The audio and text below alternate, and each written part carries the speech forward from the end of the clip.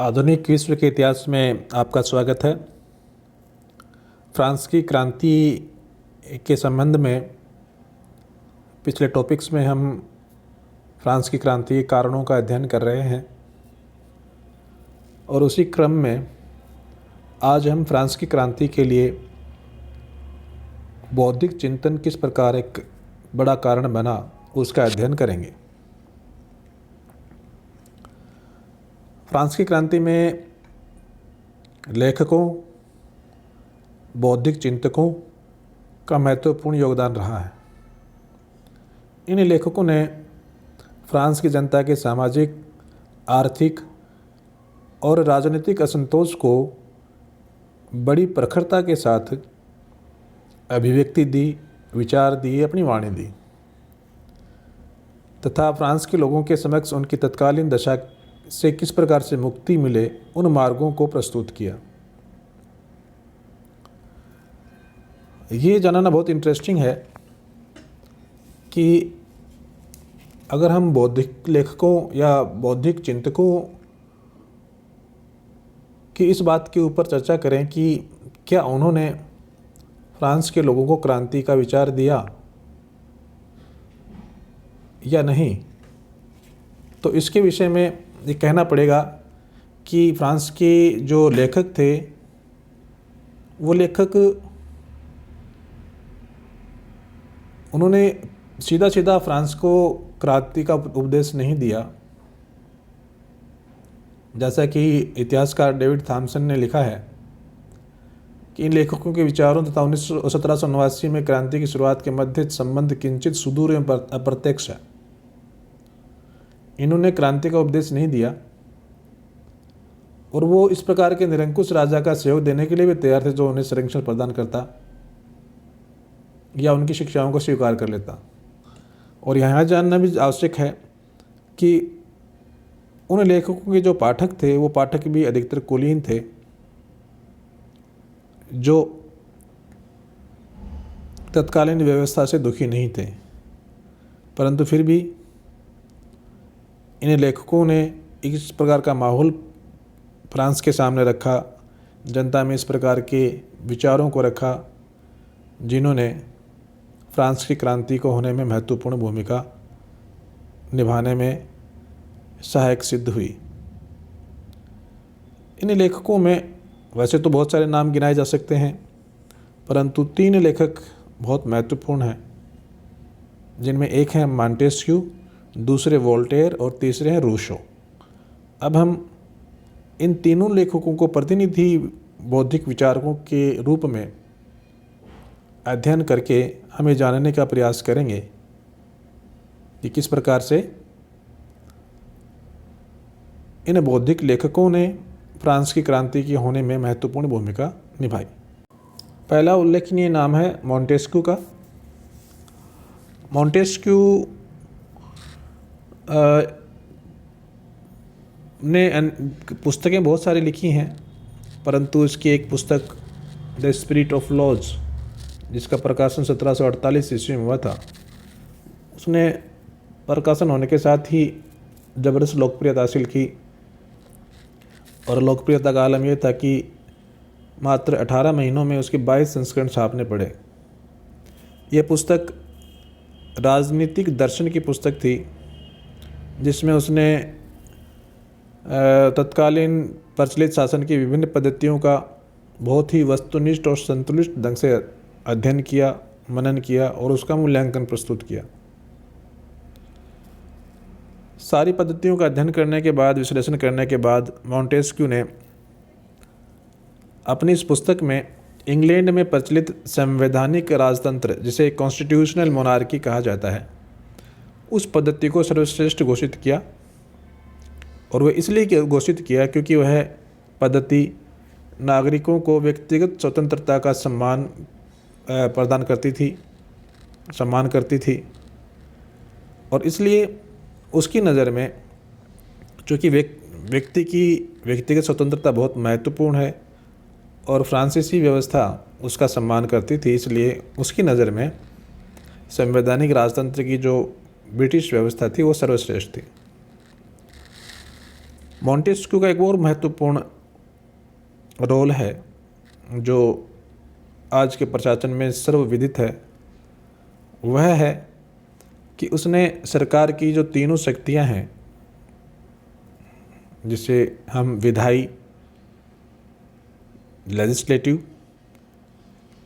कार्यकारिणी जिसे हम एग्जीक्यूटिव कहते हैं, और न्यायपालिका जिसे हम जुडिशरी कहते हैं, उन तीनों शक्तियों को उसने अलग अलग करने के ऊपर जोर दिया, विभाजन पर जोर दिया।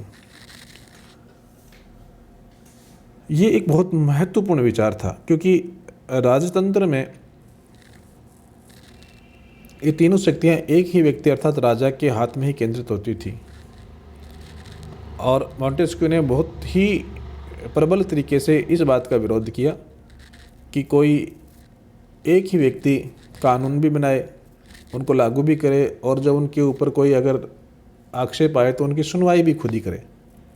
और इसलिए मॉन्टेस्क्यू का यह जो विचार था, वह विचार आधुनिक सरकारों के प्रशासनिक व्यवस्था का बहुत महत्वपूर्ण आधार बना। और उसने शक्तियों के विभाजन के ऊपर बल देते हुए तत्कालीन फ्रांस की प्रशासनिक व्यवस्था में भी इस प्रकार के सुधार की आवश्यकता को ऊपर बल दिया। मॉन्टेस्क्यू शासन में निरंकुशता के खिलाफ था। वह चाहता था कि शासन जनता के विचारों का भी सम्मान करे, उनकी स्वतंत्रता का सम्मान करे, पर साथ ही वह प्रजातांत्रिक पद्धति की सफलता के प्रति आश्वस्त भी नहीं था। उसने ये देखा कि प्रजातंत्र की सफलता उस देश की जनता के राजनीतिक गुणों पर निर्भर करती है। अर्थात यदि हम कहीं पर प्रजातंत्र लागू करते हैं तो उस प्रजातंत्र के लिए उस देश की जनता योग्य है या नहीं है, वो प्रजातांत्रिक गुणों का वो सम्मान करना जानती है या नहीं जानती, इस बात पर निर्भर करता है कि प्रजातंत्र उस देश में सफल होगा या नहीं। उसका मानना था कि अगर देश की जनता में राजनीतिक गुण उपलब्ध नहीं है तो प्रजातंत्र एक भीड़ तंत्र में बदलकर भ्रष्ट होने की संभावना अधिक पैदा कर लेता है। मॉन्टेस्क्यू ने निरंकुशवाद तथा भीड़ तंत्र के मध्य एक सुनहरे मध्यम मार्ग, जिसे उसने गोल्डन मीन कहा है, को प्रस्तुत किया, और जिसका उदाहरण उसके अनुसार ब्रिटिश संसदीय पद्धति में देखा जा सकता है। मॉन्टेस्क्यू ने एक और पुस्तक लिखी जिसका नाम पर्शियन लेटर है। इस पुस्तक में उसने फ्रांस में व्याप्त समाज में विषमताओं, भ्रष्टाचारों और जो बर्बरता थी उसका चित्रण किया, और ये भी कहा कि ये सारी की सारी जो देन है, ये देन निरंकुशवाद के घातक परिणाम हैं। और इस प्रकार मॉन्टेस्क्यू ने अपनी रचनाओं के द्वारा एक नई शासन व्यवस्था का एक मानचित्र दुनिया के सामने रखा, जिसको आज भी लोकतांत्रिक सरकारों ने बड़े शिद्दत के साथ स्वीकार किया है, और वो लोगों की स्वतंत्रता को प्रदान करने में महत्वपूर्ण भूमिका निभा रही है। दूसरे महत्वपूर्ण विद्वान थे फ्रांसवा द वॉल्टेयर। वॉल्टेयर एक कवि, आलोचक, इतिहासकार, नाटककार, व्यंग्यकार, उपदेशक होने के साथ साथ एक वैज्ञानिक लेखक भी था। वॉल्टेयर अपने स्वतंत्र और निर्भीक विचारों के लिए जाना जाता है, और इसलिए वॉल्टेयर को प्रबोधन के युग, जिसे हम एज ऑफ इनलाइटनमेंट कहते हैं, उसका नेता माना जाता है। वह यूरोप के उन चुनिंदा बुद्धिमान लोगों में से एक था जिसका नाम एक पूरे युग के साथ जोड़ा जाता है। जैसे वॉल्टेयर को हम प्रबोधन के युग का नेता मानते हैं, और माना जाता है कि प्रबोधन के युग में उसकी उतनी ही भूमिका थी जितनी पुनर्जागरण काल में इरेस्मस की, और धर्म सुधारण युग में लूथर की। और उसके प्रबोधन के युग में इतने महत्वपूर्ण योगदान के लिए ही लोग उसे किंग वोल्टेयर के नाम से भी पुकारते हैं। वोल्टेयर बुद्धि की स्वाधीनता और विचारों की स्वतंत्रता पर बड़ा बल देता था, उसका बड़ा समर्थक था। और इसलिए इतिहासकार हेजन ने वोल्टेयर की प्रशंसा करते हुए लिखा है कि संसार ने उससे अधिक मुक्त एवं निर्भीक आत्माओं को प्राय नहीं देखा है। इतना निर्भीक व्यक्ति था वोल्टेयर अपनी बात कहने में। उसने अपने लेखन क्षमता के द्वारा, जो बहुत अद्भुत थी, अनेक बातों का विरोध भी किया। ईसाई धर्म और उसमें व्याप्त अव्यवस्थाओं का उसने कटु आलोचना की। उसका मानना था कि चर्च ने मनुष्य की विवेक और उसकी स्वतंत्रता को कुंठित कर दिया है, और इसलिए वह चर्च और ईसाई धर्म में व्याप्त अव्यवस्थाओं का भी कट्टर आलोचक था। उसके अनुसार सारे पादरी ढोंगी हैं, पाखंडी हैं, और ईसाईयत में वर्णित चमत्कार, रहस्योद्घाटन केवल मनुष्य की भ्रामक कल्पनाएं मात्र हैं। वह ईसाई या किसी अन्य धर्म के ईश्वर में विश्वास नहीं करता था, परंतु वह नास्तिक भी नहीं था। वह देववाद, जिसे डाइज्म कहते हैं, उसमें विश्वास करता था। वोल्टेयर ने अपनी एक और कृति लेटर्स ऑन द इंग्लिश में इंग्लैंड में प्रचलित विचार स्वतंत्रता की उसने बड़ी प्रशंसा की है कि किस प्रकार इंग्लैंड में विचारों की स्वतंत्रता को स्वीकारा जाता है। और इस प्रकार से उसने अप्रत्यक्ष रूप से फ्रांसीसी प्रतिक्रियावादियों की आलोचना भी की है, जो सुधार का विरोध कर रहे थे। उसने अपनी एक अन्य पुस्तक an essay on customs from the time of Charlemagne to our own day में एक प्रकार से सभ्यता का इतिहास लिखा है। और इस पुस्तक में उसने प्रबोधन के आधुनिक विचारों को बड़े ही पारदर्शी रूप से प्रस्तुत किया है। वोल्टेयर मूलतः एक राजनीतिक विचारक नहीं था। उसने फ्रांस की राजव्यवस्था में प्रचलित बुराइयों की आलोचना की, परंतु वह चाहता नहीं था कि राजतंत्र समाप्त हो। वह केवल राजतंत्र में निरंकुशवाद का विरोध करता था। वह राजतंत्र का विरोधी नहीं था।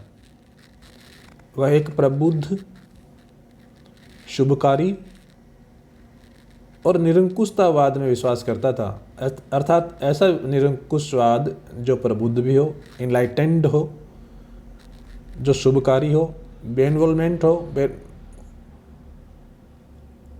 इस प्रकार का वह राजतंत्र चाहता था। उसकी प्रजातंत्र में बिल्कुल आस्था नहीं थी। उसका एक प्रसिद्ध कथन है कि वह सैकड़ों चूहों की बजाय एक शेर द्वारा शासित होना पसंद करेगा, क्योंकि उसको लगता था कि राजतंत्र के स्थान पर लोकतंत्र देश की जनता की बुद्धि और उनकी योग्यता पर निर्भर करता है। अगर किसी देश में नागरिक इतने बुद्धिमान नहीं है कि वो लोकतांत्रिक मूल्यों को संभाल सकें, तो वह एक प्रकार से भीड़ तंत्र बन जाएगा, जो आगे जाकर देश को लूटने और भ्रष्ट करने में सबसे महत्वपूर्ण भूमिका निभाएगा। तीसरे महत्वपूर्ण विद्वान थे रूसो, जीन जैक्स रूसो, जो अपने क्रांतिकारी राजनीतिक और सामाजिक दर्शन के लिए जाना जाता है। मॉन्टेस्क्यू और वोल्टेयर जहाँ प्रचलित तत्कालीन राजतांत्रिक व्यवस्था में सुधार चाहते थे, और वे चाहते थे कि व्यक्तिगत स्वतंत्रता के ऊपर भी थोड़ा सा बल दिया जाए, उसको भी स्वीकार किया जाए, वहीं दूसरी ओर रूसो का दृष्टिकोण आमूलचूल परिवर्तन के संबंध में था।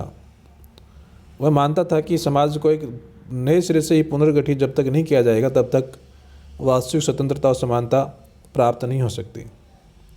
रूसो ने एक पुस्तक लिखी जो बहुत प्रसिद्ध है, सामाजिक संबंध, सोशल कॉन्ट्रैक्ट।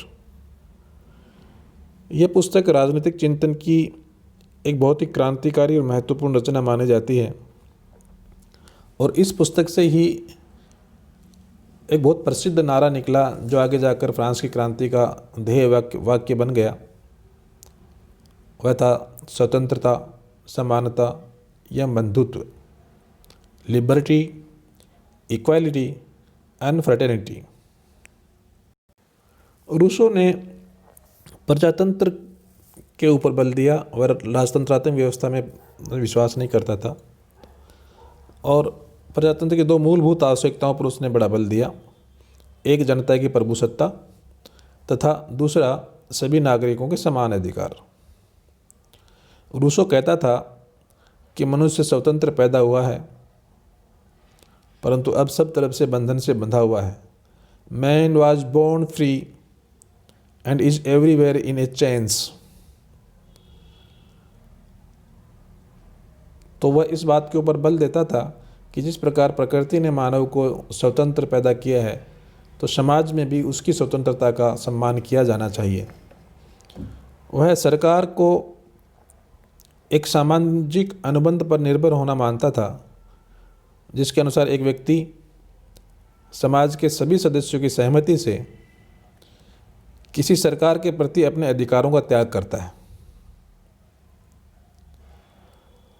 और यदि कोई शासक जनता की इस प्रभुसत्ता को अस्वीकार करता है तो वह उस सामाजिक संबंध या अनुबंध कॉन्ट्रैक्ट का उल्लंघन करता है जो एक व्यक्ति और सरकार के बीच में हुआ था और इस स्थिति में जनता के पास ये स्वाभाविक अधिकार है कि वह ऐसे शासन को पलट दे, हटा दे। तो ये बहुत महत्वपूर्ण और क्रांतिकारी विचार था रूसो का।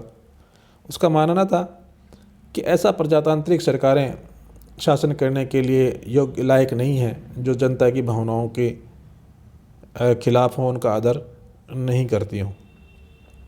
रूसो प्रजातंत्र को मनुष्य का एक प्राकृतिक अधिकार ही नहीं अपितु उसकी आत्मिक प्रकृति का श्रेष्ठतम रूप मानता था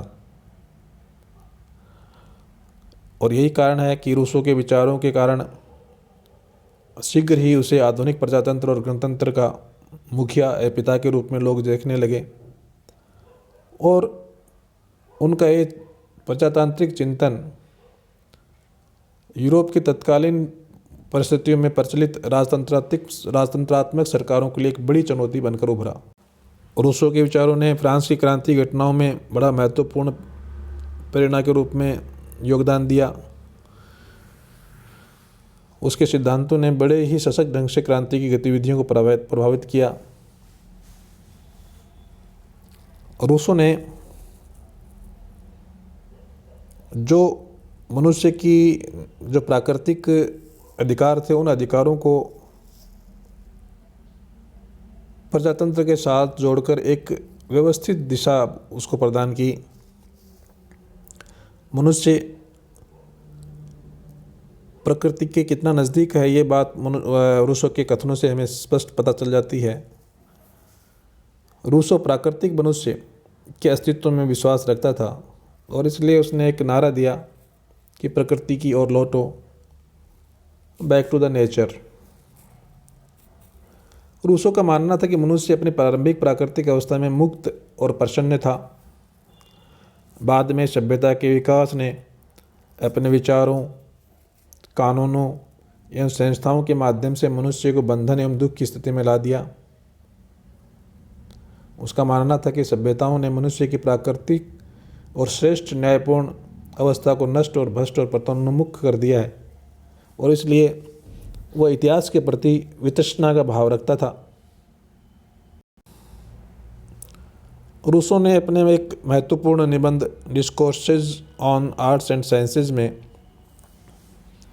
मानव की प्राकृतिक और स्वभावमूलक श्रेष्ठता की तुलना मनुष्य की सभ्य मनुष्य की कृत्रिमता और उनकी प्राप्त की हुई दुष्टता से की है और प्रकृति के और मनुष्य के फिर से लौटने के विवरण को सुख और आह्लाद के साथ चित्रित किया है। एमिल नामक एक अन्य पुस्तक में रूसो ने शिक्षा व्यवस्था के ऊपर अपने विचार रखे हैं और फ्रांस के लिए एक नवीन शिक्षा पद्धति की उसने सिफारिश की इस पुस्तक के माध्यम से। उसका मानना था कि बच्चों को पूर्व निर्धारित कृत्रिम पाठ्यक्रमों में शिक्षा देने के बजाय उनको उनकी अभिरुचि के अनुसार शिक्षा ग्रहण करने के लिए प्रेरित करना चाहिए। उसका मानना था कि शिक्षा इस प्रकार की होनी चाहिए जिससे विद्यार्थियों में विचार शक्ति और तर्क क्षमता का विकास हो, और इसलिए उसने व्यवहारिक ज्ञान की आवश्यकता पर बल दिया। वह शिक्षा के रूप में लैटिन और यूनानी भाषाओं को सीखने के ऊपर जोर देने के विचार से बिल्कुल भी सहमत नहीं था, वो इनका विरोध करता था। तो इस प्रकार रूसो के जो क्रांतिकारी विचार थे, खासकर जनतंत्र के लिए और प्रजातंत्र के विरोध में, वो उस समय की फ्रांस की जनता के अनुकूल थे और यही कारण था कि फ्रांस की जनता ने उनके विचारों को बहुत ही महत्व दिया। रूसो के विचार फ्रांस की क्रांति के लिए कितने महत्वपूर्ण थे ये हम नेपोलियन के कथन से समझ सकते हैं। नेपोलियन ने कहा था कि यदि रूसो नहीं होता तो फ्रांस की क्रांति भी नहीं होती। तो इस प्रकार हमने इस अध्याय में फ्रांस की क्रांति के पीछे कुछ महत्वपूर्ण बौद्धिक कारणों का अध्ययन किया और उन कारणों के पीछे जो प्रतिनिधि विचारक थे मॉन्टेस्क्यू, वोल्टेयर और रूसो के माध्यम से उसे समझने का प्रयास किया। धन्यवाद।